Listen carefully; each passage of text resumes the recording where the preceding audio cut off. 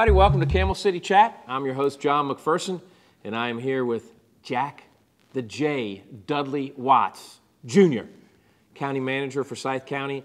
And I always say this, I guess I'm allowed to say this too, we're friends, right? We are. And you admit that publicly?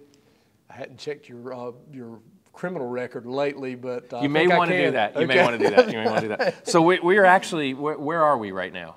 We are in council chambers at County Commissioners Chambers in the Government Center, 201 North Chestnut Street. All right, cool. And we got the flags up, and of course you and I have been debating that there's another flag out there. So you know, you always tell me that everyone thinks it's Forsyth County, Georgia, but I don't know. We got to check this Wikipedia thing because that's right. You know, I think that's my new sideline is I could have that be like a. You and Sheldon Cooper can be the flag show. The flag show, yeah. That's right.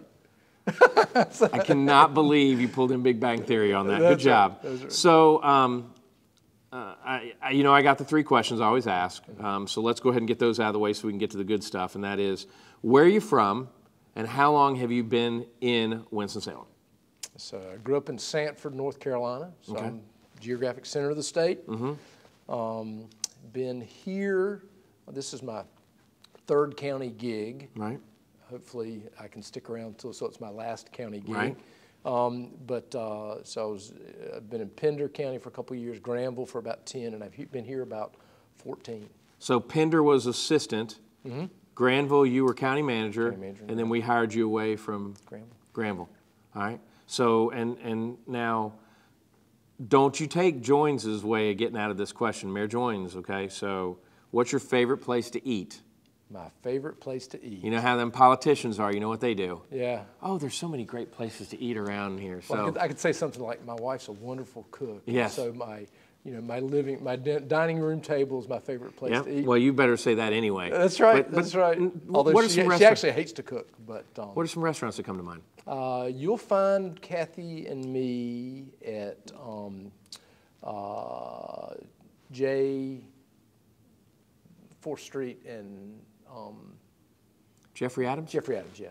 You'll see us at Jeffrey Adams. I'm sure Chef Adams is going to appreciate that. That's right. Right? You'll see as long as, hey, doesn't matter if you know the name, just as long as you're there. That's right. So love Jeffrey Adams. Yep. If I'm downtown to lunch, the little sandwich shop at the back of Washington Park. Okay. All right. Phenomenal. Unbelievable sandwich. Guy back there. Do not have any clue what you're talking about there, so that's going to be a stop soon. Go back there. Homemade sandwich. You know. Do you have to like pass something to get back there, or it's just walk into the back? It's through the beer selection right in the back. So we're not having to go around an alley or anything like that. Just no. So but it does feel a little bit like that. Okay. So love that. Dario's and Rural Hall. Yeah, Dario's and Rural Hall. And Dario's and Rural Hall is a little bit close. You have to live in the county. That's one of the requirements. And I know that you, when we say what your wife does, and people know that you probably live near, the Dario and Rural Hall. So, that's right. That's right. Because there ain't land inside the county, inside the city as much as there is out. Mm-hmm. What is your favorite thing to do around here? Around here? Yeah. So if I get ready to exercise, my favorite thing to do is put in earbuds with Spotify on a Brad Paisley mix. Right. And get on my bike, which is around that corner. Right. And bike Salem Lake from here. It's about 15 miles. Wow. Most unbelievable. And if you do the route right, I go down Long Branch Trail, hit Salem Lake, all the way around Salem Lake, back. I come all the way back to the traffic circle down at the Gateway Y, and then I bike up through Old Salem. And when you're biking up that, you get this view of downtown Winston that just knocks your socks off. And you actually can feel, I actually feel healthier. It takes me about an hour and 15 minutes to do it. Right. Unbelievable. That's awesome. Unbelievable. That is freaking awesome. Yeah, no, when I was running, I did the crazy thing. I parked my car at Calvary and ran all the way to the Reynolds Tower. Wow. And it's not that bad. Then we did the radio show, and then Wendy drove me back to my car. Wow. I haven't done that in a while. Yeah, but the biking is good on your knees. Right. My knees were kind of messed up. So it's been great, man. I love that. That and you'll find me what I've done to deal with stress lately is I'll go home and I'll go out. We tend some land. I tend about a 4-acre garden across from Horizons Park. Right. And I'll go out there and I'll just work my butt off until it gets dark, and then go home. Well, we might as well bring you to that part, and then so you know, you are. It's not, oh, you're Dudley's wife. It's, oh, you're Kathy's husband. That's right. That's right. Your wife is famous. She's a writer in the sense of things, and she also is a farmer. I mean, everybody knows your wife not only because of her disposition, but because of all the wonderful things that she does. And I know blueberries is on the horizon. You guys have continuing to grow more and more blueberries. Yep. Got a little blueberry patch that maybe someday will be a little pick your own patch, but we propagated most of them ourselves, and so it's a labor of love, and my soil pH is not right, so I'm having to deal with that, but it's all good. And then then you have 4 kids. 4 kids, mostly grown. They're 2 in college, 2 grown. Okay, yeah. And then alpacas, really? Yeah, she when the last kid left and we were empty nesters, this lady showed up on a Saturday and had some alpacas, and she put them out and so all of a sudden we were in the alpaca. We always kept goats and horses and donkeys, and I got a couple pigs and chickens and that kind of stuff. But anyway, she got alpacas, and I was skeptical, but they are very docile, interesting animals. They're camels. Right. And we've been shearing them now for about 2 years. And what do you do with the fur? A fiber, by the way. Fiber. It's okay, not sorry. Fur. What do you do with the? What do you do with the stuff you cut off of the? That's right. Right. It stays on our front porch for extended periods of time, and then she's cleaning it and spinning it. She hadn't quite gotten to that yet, but she's doing craft work with it, and that part is developing. Okay. So it's pretty neat. Yeah, no, that's awesome, because we have a bunch of friends every time they go up to Divine Llama, then they're like, oh, I want to raise llamas, and it's like, okay, yeah, sure, whatever. Yeah. So alpacas. I think it has something to do with the wine you drink when Yeah, you see definitely. them that makes you think you need to raise them or something. It more than has to do with that. That's right. So I do have one concern and question, and that is you went undergraduate to NC State. Go Pack. Yeah. Right, and then graduate school to Carolina. So did they take your diploma from State when you went to Carolina? Was there any discussion of that? Yeah,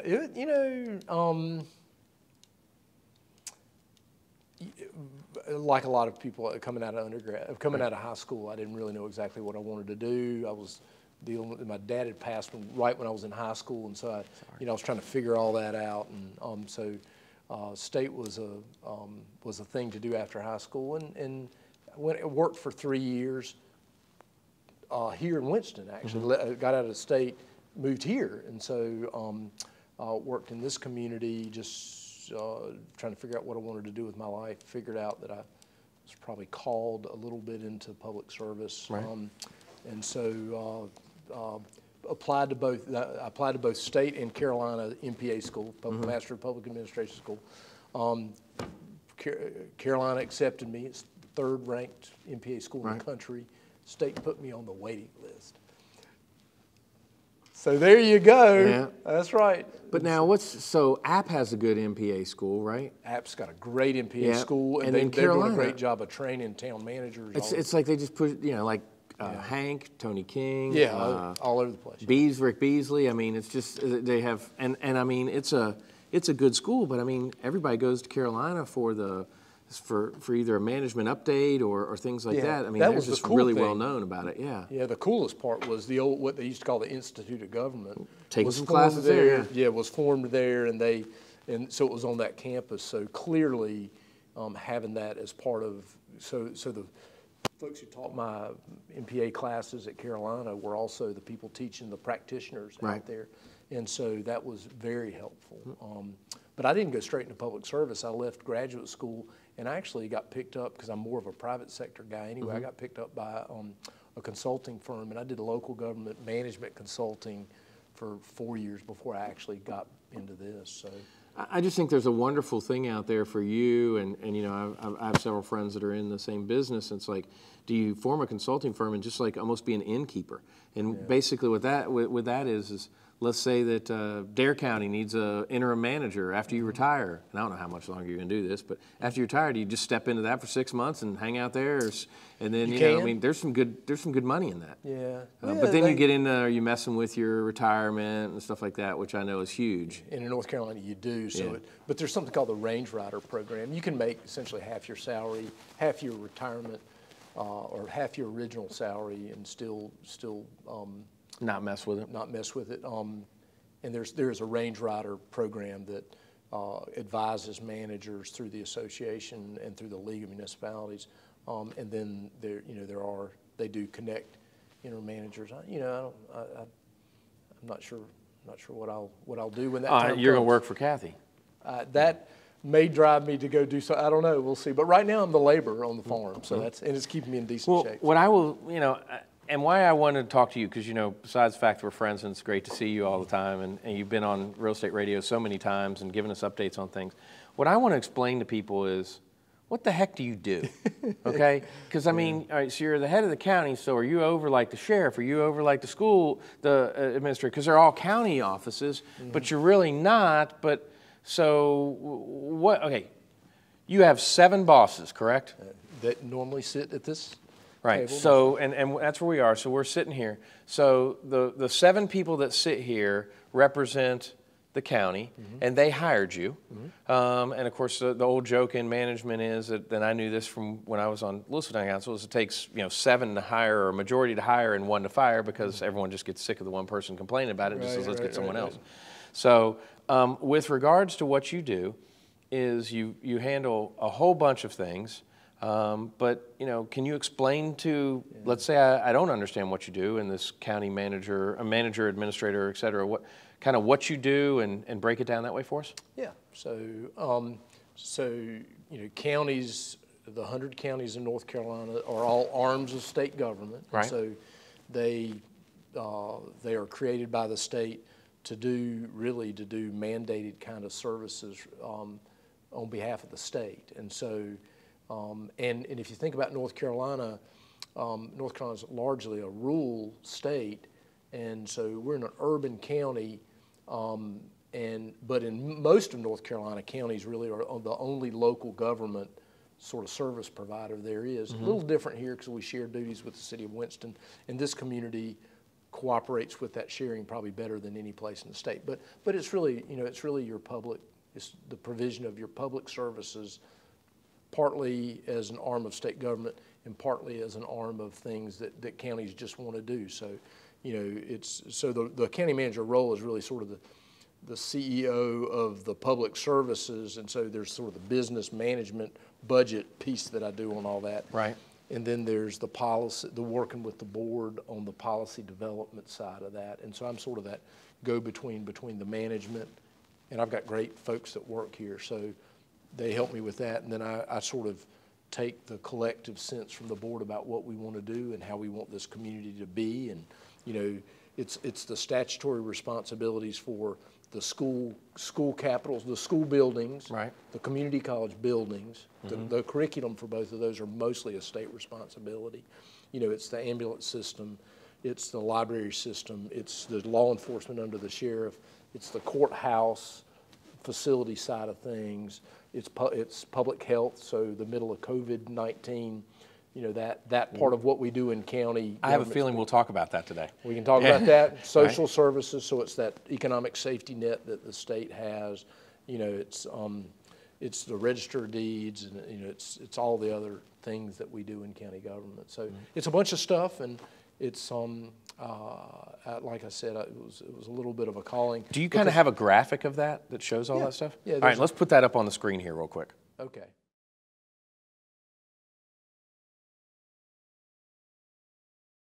Okay, so what I love is when you tell me how to find this thing, you're telling me what page it is in a budget from last year. So great job. Yeah, good job. By the way, I'm looking at your coffee mug and realizing there is one other thing you probably want to say that you got. Parks. Yeah. Yeah, so you've got Tanglewood. Tanglewood, Triad Park, Horizons. There's actually 9 in the system, so it's CG Hill. CG Hill, great park. Isn't it great? Yeah. We do great. We do. No one knows anything about CG Hill. We do parks really well, and hats off to Mike Anderson and his crew. They do unbelievable. So I mean, you know, so you've got, you're involved in the process of, as a CEO, but obviously you have your own HR department and the head of that. I mean, do you have one or two assistants, county managers? I've got two. Right. One that kind of handles the human services side, and one that kind of handles the external facing departments outside, and then a lot of the internal stuff. And they are both phenomenal. Chantel and Damon are phenomenal. The reason why you are a rock star, correct? Absolutely. Yeah, I mean, we've talked about that for years. Yeah. And then, I mean, I would hate to have a job where it's like, and you're talking to the attorney all the time. I mean, you really have, you have an attorney with you almost at all times, and whenever you're in a, in a public setting like the meetings, because there are so many questions of, can we do this? Is there a problem? Is there this? What's the precedence on that? Mm-hmm. Yeah. And he's like me. He's appointed straight to serve the board, and so there's like three of us that sort of are directly appointed by the board, and that's important because that, you know, that we keep each other sort of, we all, you know, report to the board and are, you know, serve at their pleasure and all that. So yeah. And so and you've been doing it here in Winston since how long now? So I came here in 2006. So yeah, I was 14. So when you came to Forsyth County in 2006, guesstimate of how many citizens? I think it was 320. And what are we now?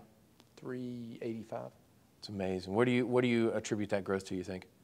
We've always enjoyed good, steady growth. So it's just kind of been, it's been manageable, which is, you know, some of the other urban areas really haven't been able to manage the growth. And I attribute our growth management philosophy in the county to our Moravian heritage. Really? Yes, because the Moravian heritage was people worked hard, they thought, they had the long view on everything. Right. And they were very plan kind of focused. We've had a joint city-county planning board since 1960 in this community. Think about it. The communities really weren't doing planning, land use planning, until the 70s and 80s a lot of places. And so you've had that whole, you know, and then if you look at the original Moravian tract, which was the Wachovia tract, it was essentially the Muddy Creek Greenway, because they knew that water was absolutely essential to this community and how you lived back then. And so, but how the Moravians figured out that Wachovia tract and just the mapping piece of it was phenomenal. And so that is so interesting. I never would have even thought about that. Very cool. Yeah. Well, I mean, let's go on and talk about some things. Like I saw Algernon, I think it was last week, had some pictures of some of the protests that are going on. For Mr. Floyd and you know, for equal rights and everything, that they shouldn't have to be doing that should have been going on in the first place. But I think we're lucky in our city and county that we have some very, very involved people, and also I think we have some very, very level heads. Yeah. I'm hoping that we don't. I mean, I was disappointed when they started going out on the street, down on the highway, because I think that can be nothing but dangerous. But you know, we've been blessed with. I am so proud of this community around all of that. I mean, you know, folks have come out, they've demonstrated, but they've done it peacefully. We have been the model for peaceful protest in the country. And you know, same thing with the Confederate statute. I mean, we managed through that peacefully. I think there's a real sense in the community. A lot of times it's outside kind of insurrection sort of forces that create some of the chaos. I think, you know, but we can police that internally, and I think we have, and I think it's just, you know, protest is healthy. The reasons for it aren't, but you got to have a conduit and an avenue for people to express, you know, the emotions that obviously are driven up when you have a situation like George Floyd's death. And so, you know, but we've done that unbelievably well, and so it's really neat. And I got hats off to our police chief and our sheriff. Who I was just going to say, our sheriff Yeah. came out real quick and said, you know, look, here's the deal. You do your job, and I'll support you. You don't do your job, and I'll be the first thing that cuts you. Yeah. I mean, I can appreciate him making that statement.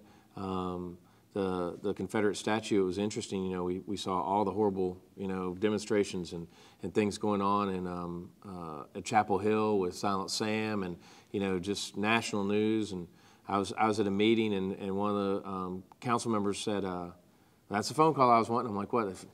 It's down. And I'm like, really? And they said, yeah, they've just like rolled up at like 8 o'clock in the morning and moved it. And, you know, the thing that I have learned so much recently is I have no clue what's going through your mind, and I have no clue what's the motivation behind that. I mean, you know, let's go back to what you'd said earlier about your dad. I mean, there are so many paths that you could have gone, and with, you know, going to school was probably something you didn't want to do right away because you wanted to probably stay home and take care of mom or whatever and things like that. Well, there was an attraction to going off to. The trick was, I was at Raleigh. Right. I grew up in Sanford, so it was 45 minutes down the road. So I literally went off to college, but I drove back and mowed my mom's yard, and made sure that all that was good. And then I went back because there was a party on Hillsborough Street somewhere that I was interested in, a bunch of girls running around. Yeah, right. All of that, and so, you know, but it was. But how many people sometimes don't leave? Right. Because of that, and that's true. So I mean, and you know, you just Mom don't wanted know. me to go to college, Right. so she wanted me to have that experience. So that was built in. Did I take advantage of the opportunity there? Probably not, because I didn't know what I was going to do. But it's so weird. We go up to Boone now, and I went to school there for 5 years, and bonus year. That's right. Year, yeah, that's right. And worked so hard they gave me an extra year. And it's like I didn't do stuff there. I went to school and I'd come home a lot, and then you know like you know there might be a soiree that I'd have to go attend or something, but you know it's like now I'm going back up and going, hey, let's go to Grandfather, let's do this, hey, let's go do this. Yeah. And I mean, there's so much to do. And so what are some, you know, now that we've kind of gone full circle on and we're talking about, you know, what I guess I'd started out with kind of saying that we just don't know where people are coming from. Yeah. You know, what are some things that you and your job and you and your staff try to do to make people feel equal in sense? Yeah, so I'm lucky to work with a really diverse group of people, you know, and so, you know, I think a lot of times it's really the kind of the small things that you do. We've got a group of department managers that are fantastic. You know, I really do try to give. I think most folks would look at me and say I'm not a micromanager. The expectations are pretty high, but I'm not really a micromanager. But you know, I think fundamentally, and I would hope that this is how employees would sort of describe things. But you know, they know they're going to get the expectations are high, but they're going to get a fair shake in this county administration. Right. We've got a human resources department that works hard to not only meet sort of the statutory and legal requirements of employment and all that, but we really do work hard to try to make this a place where we want to be a good place to work, and we want people to you know, to excel in their job, and we want people to be physically healthy. Right. So we've spent a ton of energy around wellness programs, and we're self-insured and all that kind of stuff. Coming up the why not take the stairs signs and things like that. Yeah. Just so you know, we rode the escalator up, and then I'm like, I can't remember if he's on 3 or 5, and then it's like we got to 3, and I'm like, oh, it's 5. So we came all the way up with the mask on. There you go. Yeah. So I mean, you know, that's like the way they train in the NFL. So you got to breathe even harder. That's right. So, but yes, and a lot of just all of that. We just want, you know, the expectation is that people will treat people respectfully and well, and you know, I hope that's what transcends through this organization. Probably the thing you're not saying is you've got a good heart too. You're a good guy, and I think that you work hard for everyone. Yeah. The joke I was going to make earlier about the 7 is you really have I mean, I can call you as a county citizen, and you're going to talk to me at some point. I mean, it may not be today because you've got 25 meetings, but you are going to address it or get me to the right person to address it. And that's got to be hard because how many did you say? We've got 200 or 300 and what? 385,000. 385,000 people that could call on you at any time to ask a question. Actually, it's a lot of fun when somebody calls me and they don't really expect to get me. Right, yeah. And I call them, and I'll call them at 7 o'clock or sometime. Yeah. You called me today about your septic tank, and so you're talking to me about my septic tank. Yeah, come on. And I'm on my way home. Yeah, you called me. I called you back. Same book on tape, Right, yeah. And so you will get a return call from me. Through different parts of my life, I've gotten better and worse at that, but I'm, that is the thing that's important to me. And so when I miss one, I beat myself up pretty bad on it. Well, I had an incident and called you about something. You called me like 8 o'clock at night, and you're like, so now what happened again? And I'm like, and you're like, oh, okay, yeah, all right, I'll call you back. It was just, and then you handled it, and everything seemed to work out pretty good. Yeah, so that's a lot of fun. That's a lot of fun. I mean, the job-wise, one of the coolest things is that I actually get.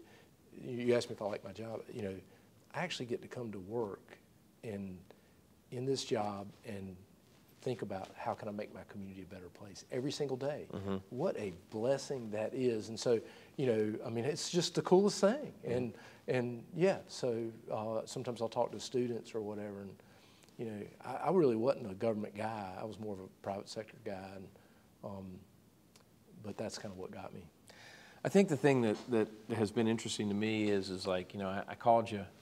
I said, hey, all right, it's, you're going to have to do it, so when do you want to do it? Because we have that type of relationship that, you're going to call me and tell me, John, you need to show up here or whatever. And so it was like, oh, John, he said, wait do you hear the news today? And I'm like, what? He goes, well, we had, this is how many positive cases we had. It's going to be a higher number, and we talked about that. Obviously we are 6 feet apart, and when we're not on camera, we've both been wearing masks, but I figured everybody wants to see the pretty part of my face and yours too. So, but what are you doing for COVID, and how are you guys handling it? And besides the whiskey wash that one of our local distillers was able to get for us, right? What are you guys doing? And I guess you're over the health department, so you're. That's part of your responsibility too. So what's up? Yeah, so it's consumed us since early March. Didn't really expect this is what we would be doing.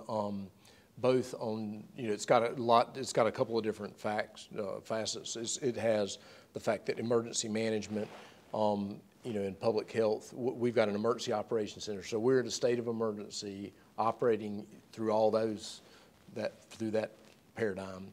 And so emergency management is actually kind of, August Vernon keeps an office at public health, has been there for 92 days now, I think, or something. And so, we're responding to the public health emergency piece of that with the combination of public health and emergency management. So it is everything from our early involvement in the stay-at-home order to tracking cases, to the public media piece, to public health's involvement with contact tracing, which our guys have done a fantastic job with. It's been setting up an alternative shelter site. It is the public outreach piece of that. It's the coordination with the state, and then throughout the organization, it's been how do we transition operations to do things that we on the fly that we really have not thought that much about, like how do you encourage a work from home? I mean, we've got hundreds of county employees who hadn't been in the office now for months, but they're getting their job done. We've managed to keep the libraries open with sort of a different mechanism for serving the public through a takeout. We sort of modeled the restaurant business and said we need to stay in business, and I think that was a good decision. There was a little bit of opposition to that. It's the changes at the parks. It's, DSS changing operations so that we can keep people safe in that environment.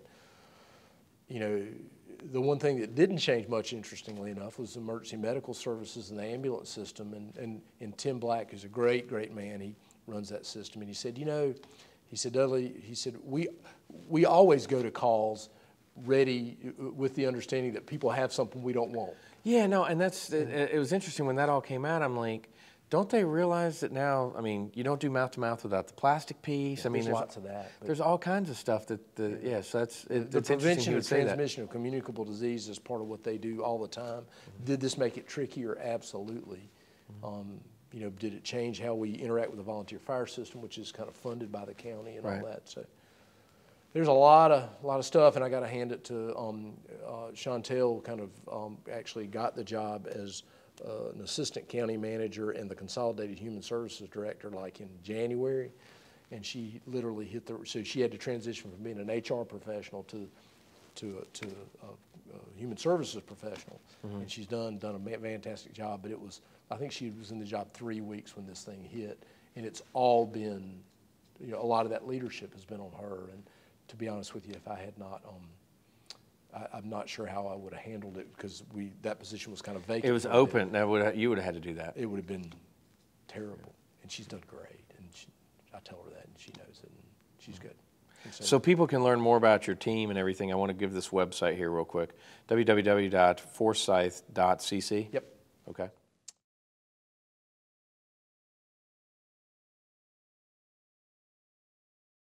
All right, so and I wanted to mention that because obviously there's a bunch of stuff on COVID there. All right, so let's talk about something that's been really interesting to me with COVID. Now, obviously you get the numbers, you know what's going on. You and I have talked about everything from, you know, pockets. It is one of those things that we're seeing different races, religion, colors, national origins, age, meal statuses, et cetera, all those things that, you know, we are demographically looking at it too. But one of the things that you've mentioned earlier was contact tracing. That's like almost like forensics, isn't it? It is. Yeah. It is. And it's interesting because, you know, everybody knows the term contact tracing right now. 3-4 months ago, nobody really understood it, but we were doing it all the time. We had, there was actually a hepatitis outbreak in the fall that we had been involved with, and so we were doing a lot of contact tracing around that. It's something that public health has done all the time. It's just a feature of that work, and of course now it's front and center as a strategy to know how to prevent the spread of this. And you know, it's you get a call from somebody at public health who says, I understand you were in contact with so and so, and so you may have been subject to you know, to getting this, and you need to quarantine. Here's what the quarantine situation is: 14 days, you know, and all this kind of stuff. And so folks are making lots of those calls right now, and it's. I went to Michael's to get a neighbor a gift, and the lady behind me, we got to talking 6 feet away. Yeah. I had my mask on. Tells me that she works at Industries for the Blind, and then what was it last week? Or, you know, they just said that there were some cases from Industries for the Blind, and I'm like, holy cow! Yeah. I mean. And then what was a couple weeks ago was when we had the porch. Right. Guy comes to work or lady comes to work, feels fine, gets home, doesn't feel good, and gets tested. I mean, you just don't know. You just don't know. And so. But what a responsible thing that the porch does immediately. Right. Announces it, closes down. Whereas in, you know, some people might have said, oh, don't tell anybody or something like that. But I mean, they're. Yeah, it's you know, we still are learning about this and who gets impacted, how they get impacted. You know, a lot of people have mild cases or don't, or are asymptomatic, and so you know, in testing, you know, we've been operating in this environment where there's been information and misinformation kind of all over the place, and you know, it's frustrating when. You know, elected leaders, some elected leaders say, you know, we've got lots of testing capability. Well, no, we have not had lots of testing capability. I mean, can we test now at Forsyth County? Testing is still tricky. I mean, you cannot go get a test if you just want to test. You need to. Like for instance, if I said, hey, I feel like I've already had it, can I get tested for it? No. Okay. Yeah. I mean, I say that, and then the minute somebody's going to say, well, he said it was, well, because it does change very, very quickly. Oh yeah, no, tomorrow. But testing is not universally and readily available. We are ramping up more and more testing. Daily, the commissioners a week ago approved $500,000 of federal money that's flowing through for a testing initiative that's going to give us the capability to do about 15,000 tests, and it opens up our lab in the health department as a testing site because the equipment on the fly just got licensed by the FDA to actually be able to conduct the test. It's a Panther, piece of equipment that actually runs these tests. And so, I mean, it's a brand new virus. The reagents weren't readily available. I mean, when something brand new like this comes on the scene, it takes a fairly long time to get kind of up to speed on it. And so all of that has developed over time, and testing capability is getting better, but we're not, you can't, hopefully after we finish the budget, I'm going to try to run down. My mother-in-law's going to be down at the beach. I was going to get down there and see her. But frankly, I would like to be tested before I went down there to see her. Right. Just because I wouldn't want to she is at a higher risk. But that kind of capability right now is not readily available. You can't make those kinds of decisions. We'll get there, and I think you'll be able to at some point in time. But there's not a vaccine for it. We know it can be very deadly in certain populations. We're very aggressive with nursing homes and those kinds of environments. Obviously, if there's a nursing home outbreak, everybody in the nursing home and the staff, everybody can be tested very quickly. And my buddy's mom was in a home that had a case, and it was a cleaning lady. Right. And she's like, "Oh, I don't want you to come today because, I'm just real concerned about this." And of course, Good call. Yeah, and then it came out after that. Yeah. And I know that we're trying to educate different sections of the population with regards to social distancing and stuff like that. And it's just it's sad. I mean, I hope that we can get past this. It's hard because we are social creatures and we do not like government telling us what to do and all of that. And so what's kicked in now and kind of in full gear is public health saying, this is how you protect yourself from getting this, and we believe that's the best move.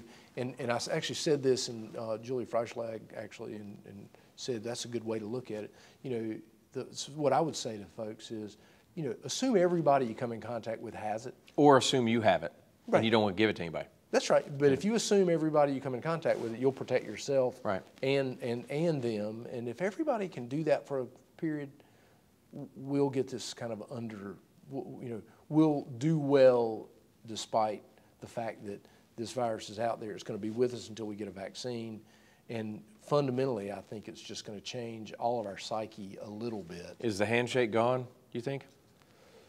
The handshake really never was a good idea to start out with from a public health perspective anyway. I mean, but is it gone? I think, it used to be unacceptable not to shake somebody's hand. Right. That's probably gone. So, I mean, we have traditions based on age. I mean, you and I are both in our 50s. Mm-hmm.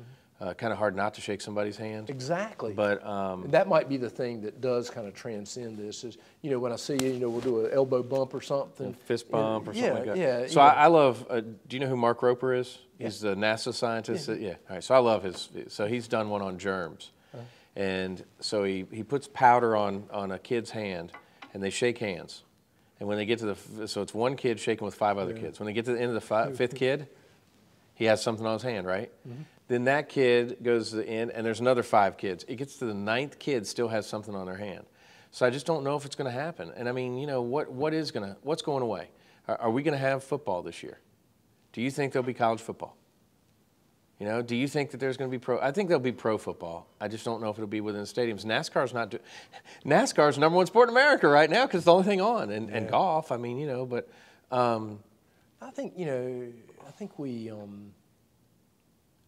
think things will ease back into normal. Yeah, and because you think about it, just with the seasonal flu, It's a thing we know that's out there. We know it's deadly. It's going to be here every year. We're always going to deal with it.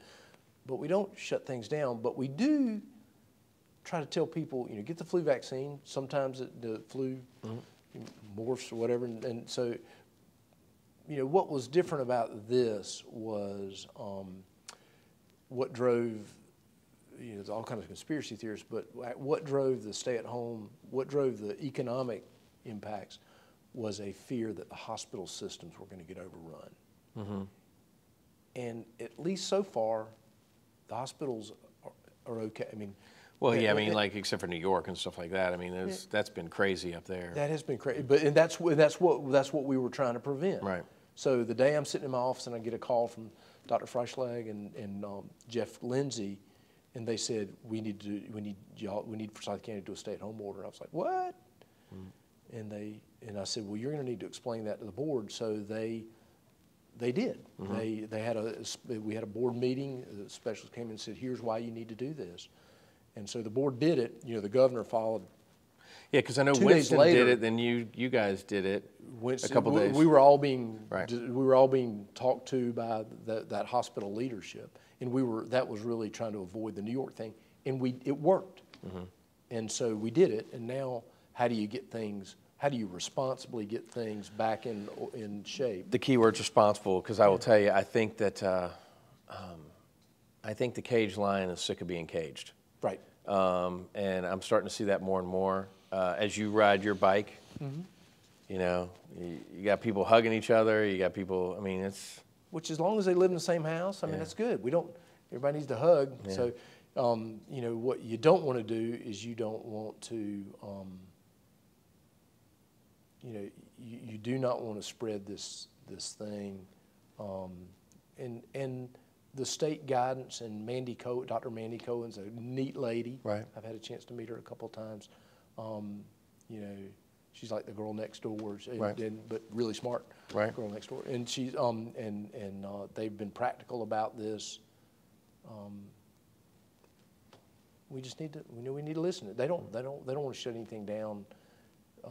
It's just a matter of modifying behavior so things are. So people stay safe. And do I think it'll get back to normal? I think it'll get back to something that feels like normal. It's just normal won't be the same normal we used to know. Mm-hmm. And that'll be a while. So. All right, so got one more for us to do. www.forsyth.cc, and then I can go departments and budget and management budget. We'll put this PDF up on the screen. Great.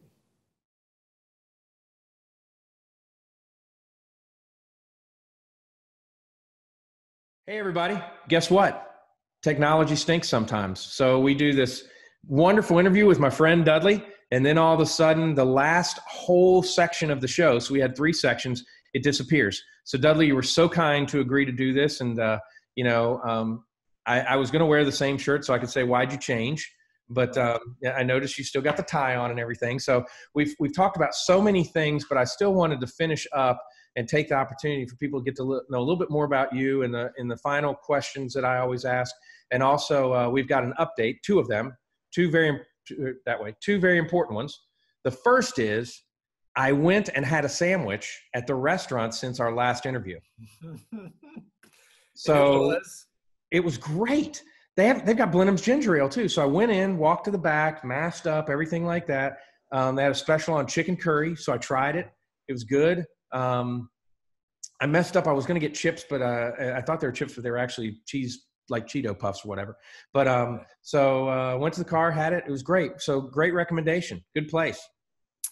Yeah. And then the other is, you've since had a meeting, and tonight, it's Thursday night that we're finishing this up. We're actually going to probably release this tonight, so it'll be even more timely. Your commissioners have met, and where are we at with the budget?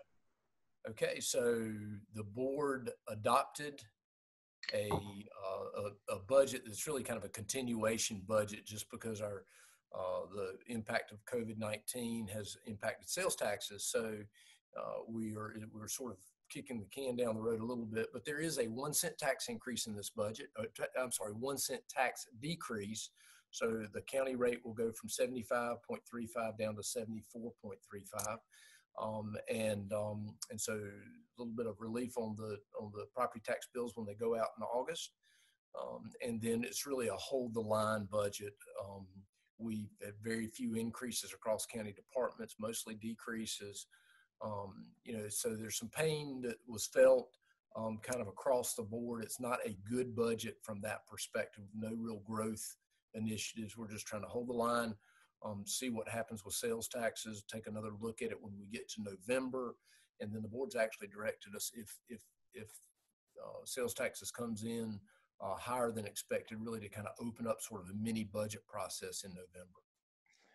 So I have to do this. Are you telling me that elected officials kept their word to the people? They did. They did. I got to go. Great. They always do. My county commissioners always do. Yeah, no, I know they do. But I mean, with all this stuff going on, with all the needs, et cetera, and stuff like that, your board stood by what they say, pass this, and we will reduce 1 cent. Absolutely.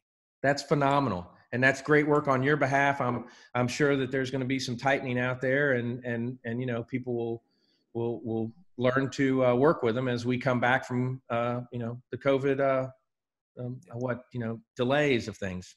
Yeah. So it's probably the toughest budget year that I've had, at least since I've been in Forsyth County. It really even tougher than the recession back in 2009 and 10 and 11 in some respects, because just the uncertainty. But all in all, we'll fare okay, and we'll muddle through this one. And I believe that the economy is going to recover, and we'll get back into the growth mode that we were in back in January and February. Dudley, I'm telling you, real estate is crazy. I mean, it really, truly is.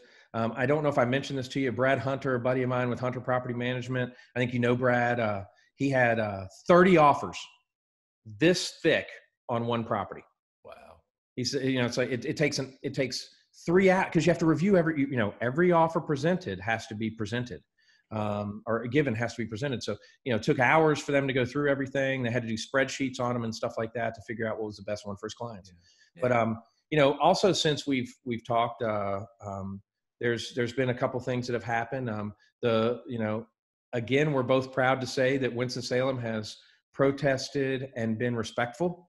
I know that there's some people out there that have gotten frustrated with things. It's like, we've got to be fair. We've got to understand people and their ability to do some things like this. And so you guys have had to deal with some different things with regards to roads being taken over and things like that. But there's a time there, they're saying there's a time to do it. The inconvenience is to let everyone know the inconvenience that people have been through.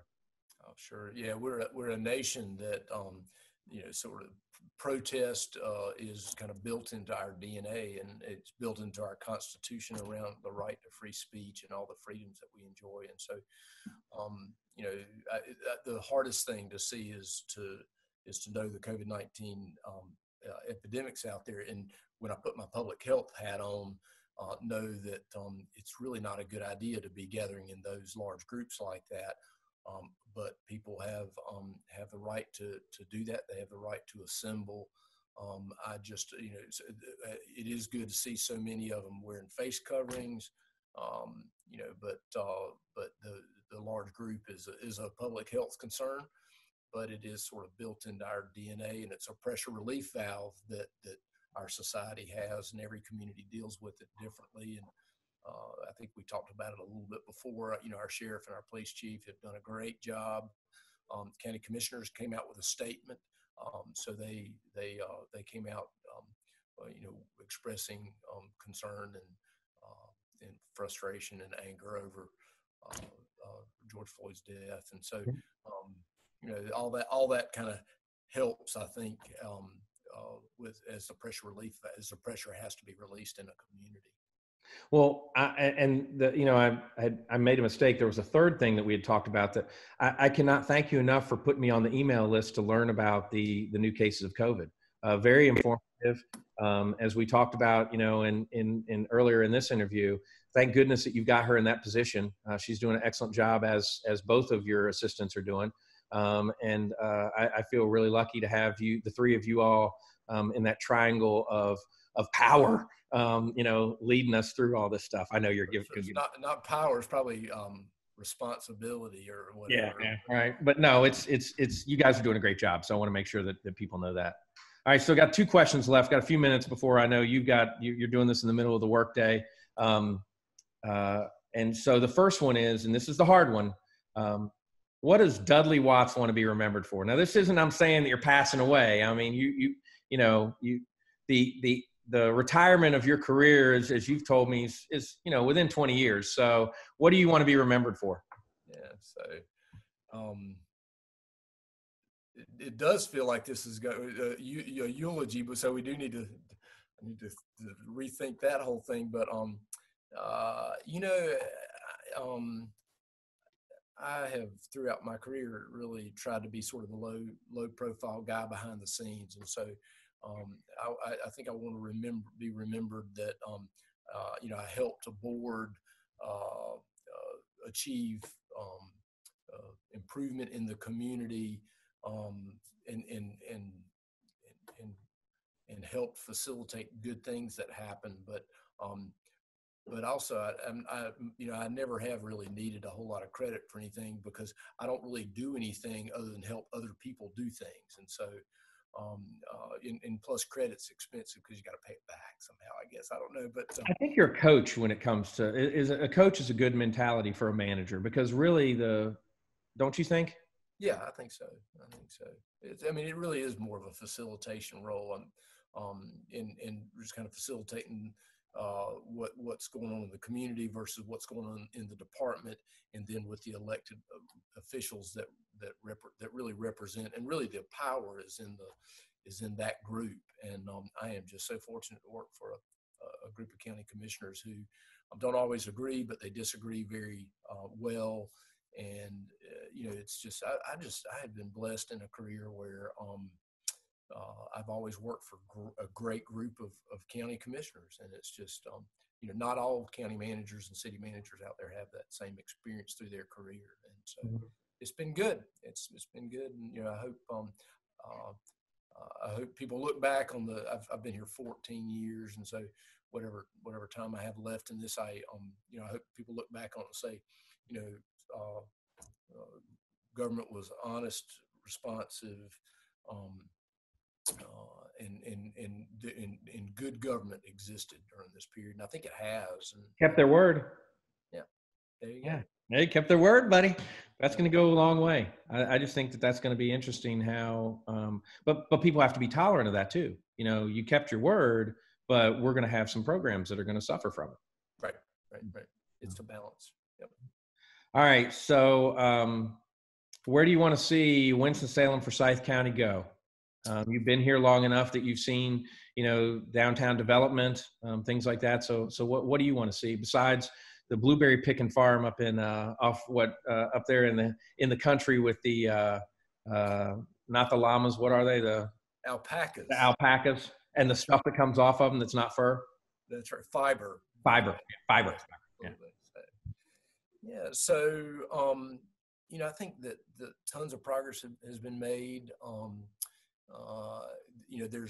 There's a continuum of shifting from the industrial sector that we really got dependent on in this community to sort of to entrepreneurialism and kind of businesses of the future. And so we, along with the city leadership, who's obviously the mayor spends all his time and a lot of his time in that arena.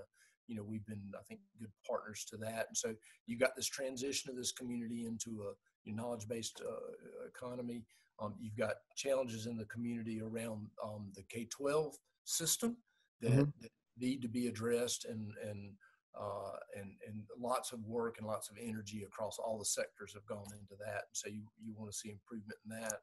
You want to see relationships improve, particularly with sort of the East-West 52 divide, and race relations be improved through all of this. And so, there's real challenges with that.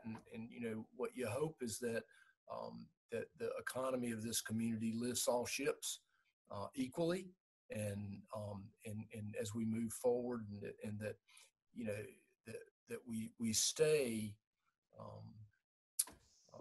we stay that, that community that we've kind of earned a reputation nationally. If you look at all the accolades of best places and all those kinds of things, we score high on a lot of those.